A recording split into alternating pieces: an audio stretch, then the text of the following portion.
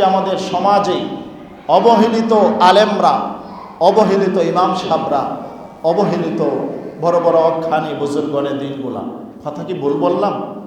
কথা বলে না, অবহেলিত হচ্ছে। এটার কারণ হচ্ছে আমরা ইসলাম থেকে দূরে সরে যাচ্ছি। সুতরাং আমি একটি হাদিস আপনাদের সামনে আমি তেলাওয়াত করব। আল্লাহর রসুল সাল্লাল্লাহু আলাইহি ওয়াসাল্লাম, বুখারী শরীফের হাদিস। আপনারা হাদিসটা মনোযোগ দিয়ে শুনবেন।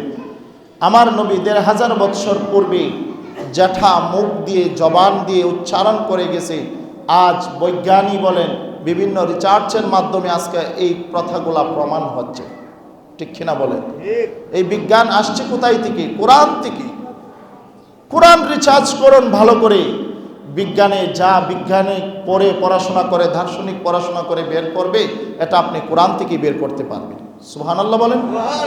কিন্তু আমরা বের করব কিভাবে? আমরা তো কোরআন পড়তেই পারি না, কোরআনের শব্দই বুঝি না। আবার আলেম ওলামাদের সাথে কিভাবে সম্মানবোচক কথা বলতে হয় সেটাও আমরা জানি না। সম্মানিত মুসল্লিয়ানে কেরাম, আপনাদের সাথে আমার পারিবারিক কোনো দ্বন্দ্ব নাই, আমার ব্যক্তিগত কোনো দ্বন্দ্ব নাই, কারোর সাথে কারো কোনো শত্রুতা নাই। একমাত্র আল্লাহর দ্বীনের জন্য, ইসলামের জন্য আমরা যতটুকু এলেম অর্জন করেছি, এই এলেম থেকে আপনি থেকে বোঝানোর এবং জানানোর চেষ্টা করে থাকি। বলেন সুবহানাল্লাহ।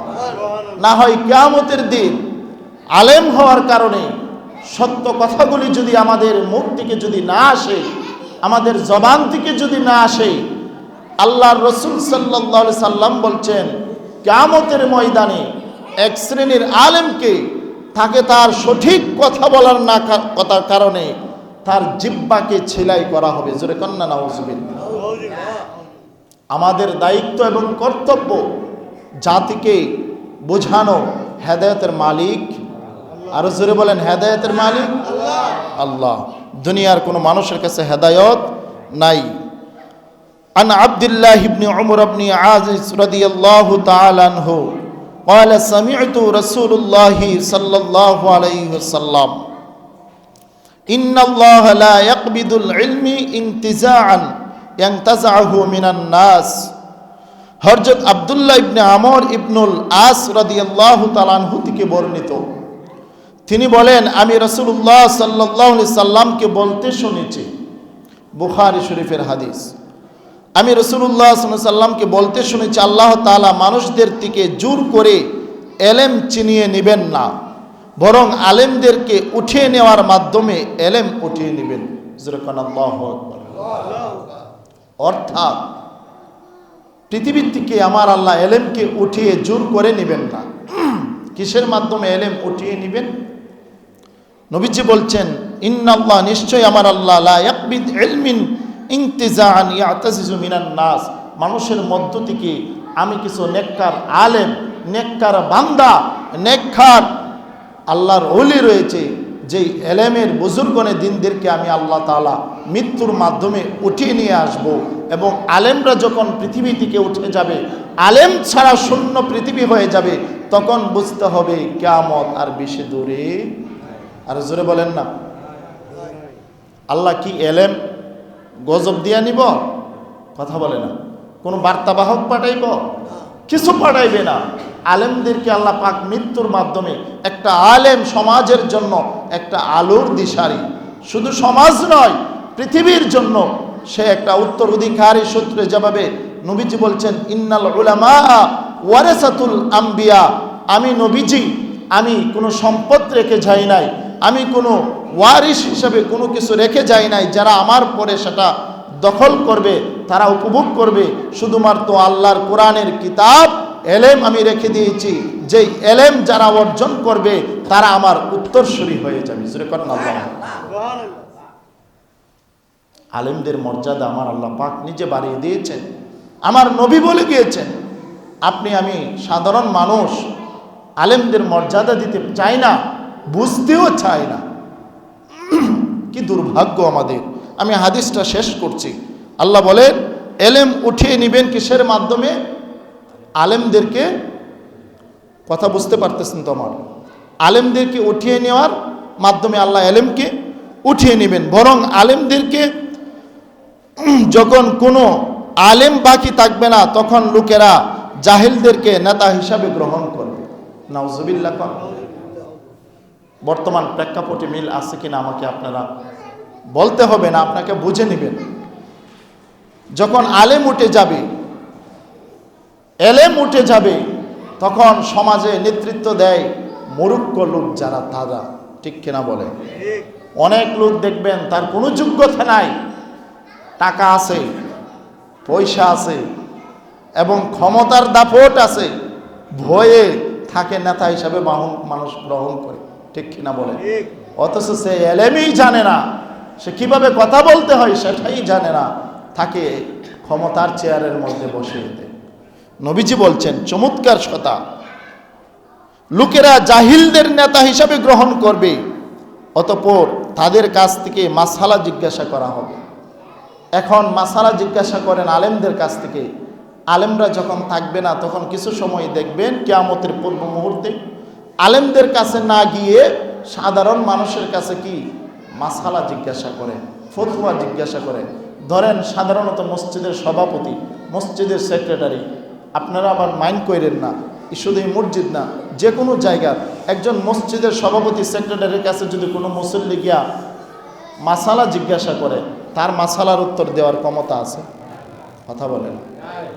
মসজিদের সেক্রেটারি, তাইলে তাদের কাছে যদি আপনি এলেমের মাসালা জিজ্ঞাসা করেন, তারা এলেম ব্যতীতই ফতোয়া প্রদান করবে। কি করবে? এলেম ব্যতীতই ফতোয়া প্রদান করবে। এটা ভাই আমার মুখের কথা না, হাদিসের কথা। নবীজি বলছেন তারা না জেনেই ফতোয়া দিয়ে দিবে। ফলে কি হবে? এই ফতোয়া পাওয়ার পরে আমার নবী বলেন ইত্তাখাদান নাসু রুউসান জুহালান ফাসআলু ফাতাউ বিগাইরি ইলম ফাদাল্লু ওয়া আদাল্লু। তখন তারা নিজেরও গুমরাহ হবে, যাদেরকে ফতোয়া দিবে তারাও গুমরাহ হবে। যেরকম না, নাউজুবিল্লাহ। আজকে আলেমের চাইতে সাধারণ মানুষ বুঝে বেশি, লাফালাফি করে বেশি। মাইন্ড করবেন না, যেটা আলেমের কাজ সেটা আলেমকেই করতে দিতে হবে। আজকে আমি মিম্বরের চেয়ারে বসে আছি, আমি যদি এলেম অর্জন না করতাম, ক্ষেতের মধ্যে ধান লাগাইতাম, কৃষিকাজ করতাম, আমাকে আপনারা এই চেয়ারে বসাইতেন না। কথা বলে না? কথা কি বাস্তব না অবাস্তব? আরো জোরে বলেন। এই চেয়ারটা রাসূলুল্লাহ সাল্লাল্লাহু আলাইহি সাল্লামের পরে খুলাফায়ে রাশিদিনের মধ্যে তারা নেতৃত্ব দিয়েছে, তারা মিম্বরে বসেছে একের পর এক ধারাবাহিকভাবে। এবং নবীজি বলছেন ইন্নাল উলামা ওয়ারাসাতুল আম্বিয়া, আমার উত্তরসূরি অধিকার হিসাবে একমাত্র আলেম উলামারাই চেয়ারের মধ্যে মিম্বরে বসে তারাই নেতৃত্ব দিবে, তারা ব্যতীত অন্য কারো নেতৃত্ব দিতে পারবে না। আরো জোরে বলেন, পারবে না। তো আলেমদেরকে আমরা কি মর্যাদা দিচ্ছি? তাহলে হাদিস থেকে আমরা কি জানলাম? কিয়ামতের পূর্বে কি হবে? আলেমদেরকে আল্লাহ কি করবেন? উঠিয়ে নেবেন। দ্বিতীয় নাম্বার হচ্ছে আমরা এমন কিছু মানুষের কাছে জামু ফতোয়া জানার জন্য, যে এলেম ছাড়া এই ফতোয়া দিব, এটা ঠিক ওইটা ঠিক, ইমাম সাহেবরে আয়া ফতোয়া শেখাইতো, এরকম আছে না নাই? আরে হুজুর আপনি এটা জানেন না, এটা জানেন, আপনি আমার চেয়ে বেশি বুঝেন, আছে না নাই? মুখের জোরে, সাবার জোরে, গায়ের জোরে বলে। তো তারা এর ফলে কি হচ্ছে? নিজেরও গুমরা হবে, যাদেরকে ফতোয়া দিবে তারাও গুমরা হবে। এইসব গুমরাহের থেকে আল্লাহ পাক আমাদেরকে হেফাজত করুক। সকলেই বলে আল্লাহুম্মা আমিন। সম্মানিত সৌদি, এখন আসুন আলেমদেরকে আল্লাহ পাক কিভাবে সম্মানিত করবেন। উবাইদা ইবনে সামেত রাদিয়াল্লাহু তাআলাকে বর্ণিত, তিনি বলেন রাসূলুল্লাহ সাল্লাল্লাহু আলাইহি ওয়াসাল্লাম ইরশাদ করেছেন, ওই ব্যক্তি আমার আদর্শের উপর নাই যে আমাদের বড়দের সম্মান করে না, ছোটদের স্নেহ করে না। সমাজে আছে না নাই? বড়দেরকে আমরা ইজ্জত চিনি না, দিতে পারি না, এবং ছোটদেরকে স্নেহ করি না। আমাদের আলেমদের প্রাপ্য মর্যাদা প্রধান। এবং নবীজি বলছেন যারা এলেম পাইলো, যারা আলেম পাইলো, তারা আলেমদের প্রাপ্য মর্যাদা দিতে পারলো না, তারা কি হলো? নবীজি বলছেন তারা আমার আদর্শের উপরে নাই। কি নাই? জালেম না, মানে আদর্শের উপরে নাই।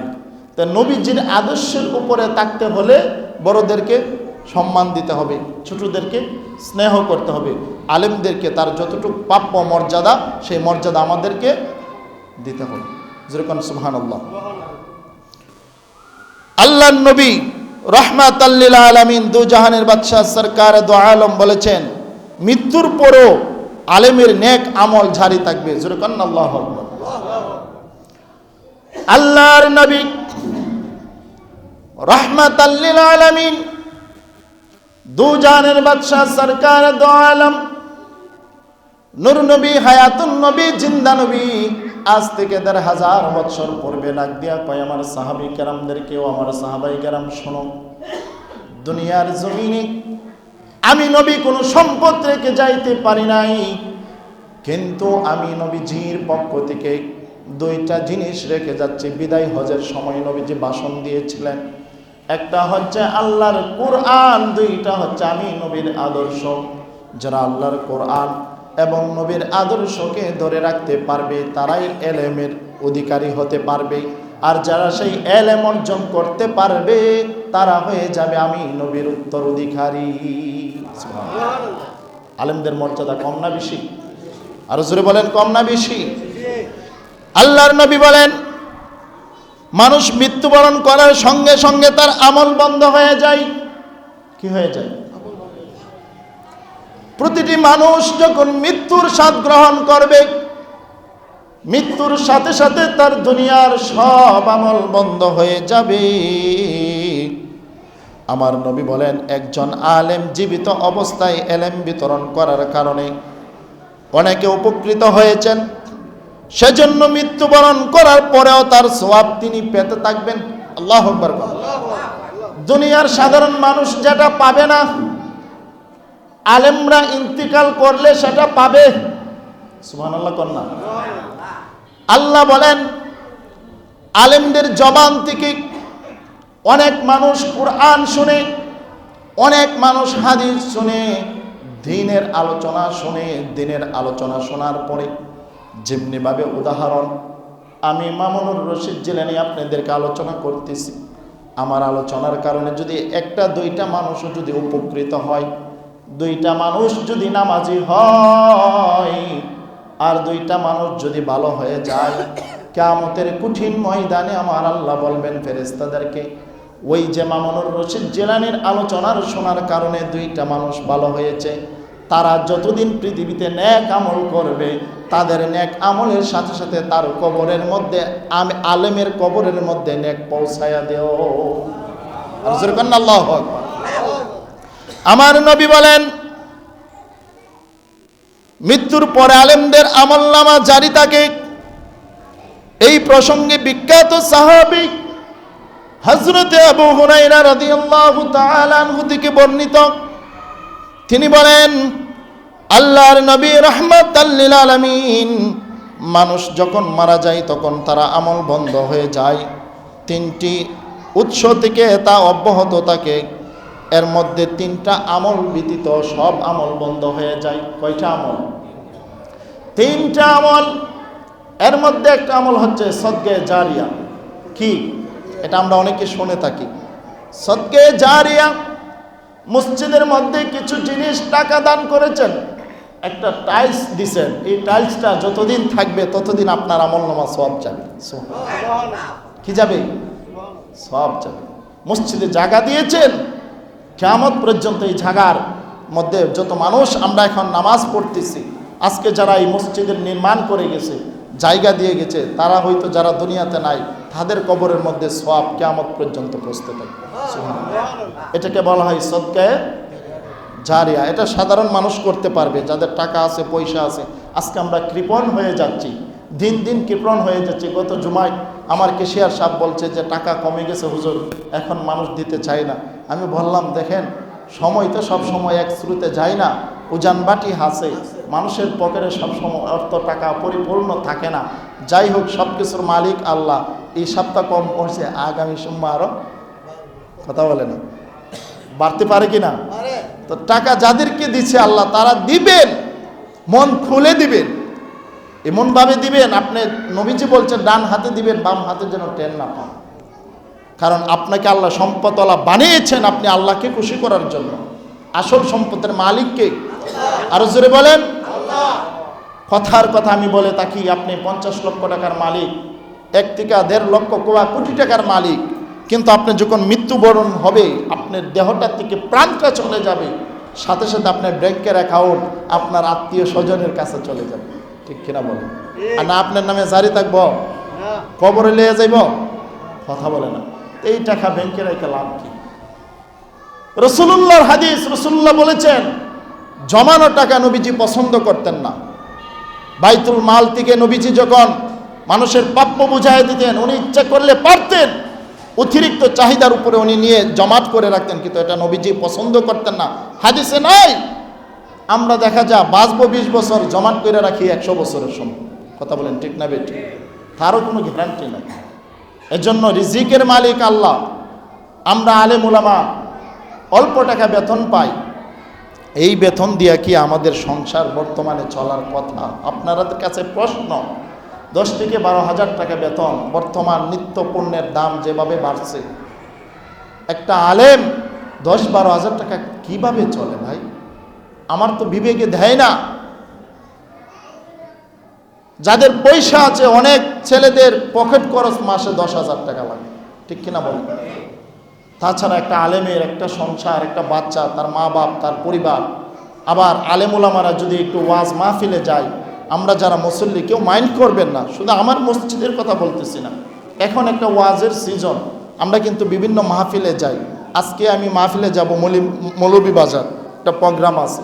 এখন দেখা যায় অনেক মুসল্লিরা আয়সা একটু মন্তব্য করে, হুজুর মাহফিলও যা কেন, হুজুরে রাখছে সবসময় এখানে থাকতো, মানে ঘরের ফ্যামিলির বউয়ের মতো সবসময় যেমন গড় আইলে জামাই বউরে দেখে ইমাম সাহেবরে দেখুন লাগবো, এটা কোনো নিয়ম? কথা বলে না। ইমাম সাহেবের তো কাজ থাকতে পারে, তারও তো পরিবার আছে, মা বাবা আছে, কথা বলে না। আমার আম্মা অসুস্থ, ব্রেন স্ট্রোক করছে, আপনারা সকলেই জানেন। আর তাছাড়া সময়ের অতিরিক্ত চাহিদা যখন আমরা ছুটি খাটাই না, কেউ অহেতুক বাড়িতে বসে থাকতে চায় না, প্রয়োজন মোতাবেকই একজন আরেকজনের প্রয়োজনে যায়। তো এই হিসাবে আমরা মুসল্লিরা একটু সতর্ক হব। আমাকে আপনি রাখলেন না মসজিদে, তাতে আমার কোনো আপত্তি নাই। আমার উস্তাদ বলেছে ভিতরে যদি এলেম থাকে, দোকানে যদি মাল থাকে, কাস্টমারের অভাব। আমি যেখানে আসছি 2 মাস প্লাস হয়ে গেছে, আমি কিন্তু বছরও কাটাই নাই, কিন্তু মাঝে মধ্যে কষ্ট লাগে যখন কিছু মুসল্লিরা না বুঝা অনেক উল্টা পাল্টা মন্তব্য করে। এগুলা করবেন না, সাবধান হয়ে যান। রাসূলুল্লাহর হাদিস, নবীজি বলছেন সারা দিন নফল রোজা যদি রাখে একটা আবেদ মানুষ, অনেক মুসল্লিদের মধ্যে আমলওয়ালা মুসল্লি আছে না? কথা বলে না। আমি আমার দেখার মতো এই মুসল্লি এই মসজিদেই আছে, কিন্তু আমি নাম বলবো না। আমি দেখি একটা ইমাম সাহেব জানে কোন মুসল্লিটা কতটুকু গুরুত্ব সহকারে আমল করে, ঠিক কিনা বলেন? একজন ঘরের সংসারের কর্তাই জানবে তার স্বামী হাজবেন্ড কেমন, এবং তার স্বামী জানবে তার স্ত্রী কেমন, ঠিক কিনা বলেন? ঠিক তেমনিভাবে আমরা যারা ইমাম সাহেব, আমরা কিন্তু বুঝতে পারি কারা মুসল্লি আর কারা মুসল্লি না। কথা বলেন। কিছু মুসল্লি আছে দেখান না মুসল্লি, আবার কিছু মুসল্লি দেখবেন তারা ঠিকই আল্লাহ তাআলার ভয়ে, আল্লাহ তাআলার নির্দেশক্রমে তারা ইবাদত করে। তাহলে এগুলা কিন্তু আমরা বুঝতে পারি। নবীজি বলছেন এইরকম মুসল্লি যারা রাত দিন ইবাদত করে, কি করে? তারা আবেদ মানুষ। যারা আল্লাহর ইবাদত করে তারা কি হয়? আবেদ হয়ে যায়, অর্থাৎ মানে আমল, ভালো আমল করতে করতে সে ভালো পর্যায়ে চলে যায়। এরকম আবেদ মুসল্লি সারাদিন নফল রোজা রাখে, আর সারা রাত যদি নফল সেজদা দিয়ে নফল নামাজ পড়ে, তাহাজ্জুদ পড়ে, তারপরও একটা আলেমের সমতুল্য তার আমলনামার মধ্যে সওয়াব হবে। রাসূলুল্লাহর হাদিস। আমি আমার মুখের বানানো কোনো কথা বলি না। একটা আলেম যদি ঘুমিয়ে থাকে, সারা রাত ঘুমাইলে যে সওয়াব হবে, আপনি সারা রাত ইবাদত করলে এই সওয়াব হবে, তার চাইতে আলেমের সওয়াব বেশি হবে। সুবহানাল্লাহ। তাহলে আলেমের মর্যাদা কম না বেশি? আমরা বুঝতে চাই না কিভাবে আলেমদের সাথে সুন্দরভাবে কথা বলতে হয়, সেই ভাষাও আমরা হারিয়ে ফেলছি। তাহলে 1 নম্বর হচ্ছে সদকা জারিয়া, 2 নম্বর হচ্ছে উপকারী আলেম, যেটা বলছিলাম আলেমদের কবরে বিদ্যমান থাকবে। 3 নম্বর হচ্ছে নেক সন্তান, যেই নেক সন্তান রেখে যাবে সেই নেক সন্তান আপনার জন্য দোয়া করবে। এখন নেক সন্তান হতে গেলে তো তাকে এলেম শিখতে হবে, ঠিক কিনা বলেন? কারণ এলেম অর্জন করলেন যে সে নেক সন্তান হবে, নাহলে তো নেক সন্তান হওয়ার কোনো সিস্টেম নাই। সূরা ফাতিহা পারে না কিন্তু ইংলিশ পড়তে পারে, বড় বড় বিশ্ববিদ্যালয়ে ডিগ্রি অর্জন করছে, বড় বড় সায়েন্স নিয়ে পড়াশোনা করছে। এই ইংলিশ সায়েন্স পড়ে যদি আপনি আরবি না জানেন, সূরা ফাতিহা পড়ে মা বাবার কবরের সামনে দোয়া না করতে পারেন, সেই ইংলিশ শিখা লন্ডনের মুসিগিরি যারা করে, লন্ডনে আমেরিকাতে যারা জুতা সেলাই করে, তারাও ইংলিশ পারে। এই ইংলিশের সাইরানার কোনো মূল্য কথা বলেন না। আমি ইংলিশ পারি, আমি গর্ব নয়। নবীজি বলছেন তারই সম্মান দুনিয়া এবং আখিরাত যার এলেমের ব্যক্তিত্ব অনুযায়ী চলতে থাকে। সুবহানাল্লাহ। তো দুনিয়ার পড়াশোনাকে আমি কাটু করে দেখি না, অবশ্যই পড়বেন। তার পাশাপাশি কোরআনের জ্ঞান থাকতে হবে, কোরআনের এলেম রাখতে হবে। আপনারা যারা বাংলা পড়ছেন তারা বেশি বেশি আমি অনুরোধ করে বলবো, আপনারা কোরআন হাদিস রিসার্চ করবেন। বিভিন্ন ভয়ঙ্কর বই পুস্তক না পড়ে, ঠুনাটুনির গল্প না পড়ে, সিংহ আর হরিণের গল্প না পড়ে আপনি নবীজির জীবনী পড়ুন, নবীজির ঘটনাগুলি পড়ুন, সাহাবাই কেরামের জীবনী পড়ুন, তাহলে আপনার আমল পরিবর্তন হয়ে যাবে। বলেন আল্লাহু আকবার। আমরা পড়তে চাই কি চাই না? আরো জোরে বলেন, পড়তে চাই কি চাই না? তো যে কথা বলছিলাম, একজন আলেম তার ব্যক্তিগত কাজে সমস্যা হলে যেতে পারবে, আমরা তার সাথে রাব ব্যবহার করব না। রিজিকের মালিককে আরো জোরে বলেন। 10-12 হাজার টাকা দিয়ে কি হয় ভাই? মাহফিলের সিজন আসলে আলেমুল আমারা একটু চলতে পারে। একটা মাহফিলে গেলে দেখা যায় 5-7 হাজার টাকা পায়। হ্যাঁ, একটা আলোচনা করলে ভালো জায়গায় গেলে 10 হাজার টাকাও দেয়। তো দেখা যায় এটার মাধ্যমে একটা আলেম চলতে পারে। তা আমি তার রিজিকটা বাধা দিব কেন? কথা বলেন, বাধা দেওয়াটা কি আমার উচিত? আমরা চাই আলেমরা সচ্ছল হোক।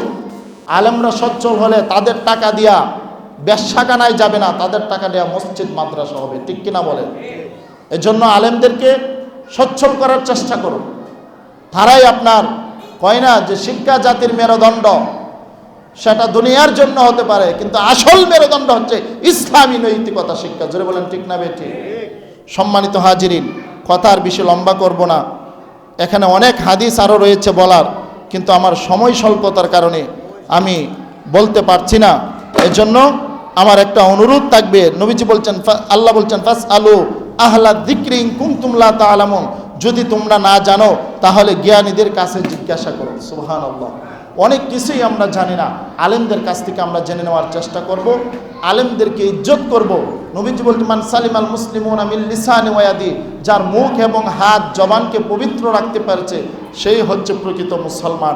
আমাদের মুখ দ্বারা, আমাদের জবান দ্বারা, আমাদের কথার দ্বারা যেন একে অপরকে আমরা কষ্ট না দেই, আমরা সুন্দরভাবে শালীন ভাষায় কথা বলবো। আল্লাহ পাক আমাদেরকে হেদায়েত দান করুক। সকলে বলে আমিন। আরো জোরে বলে আমিন।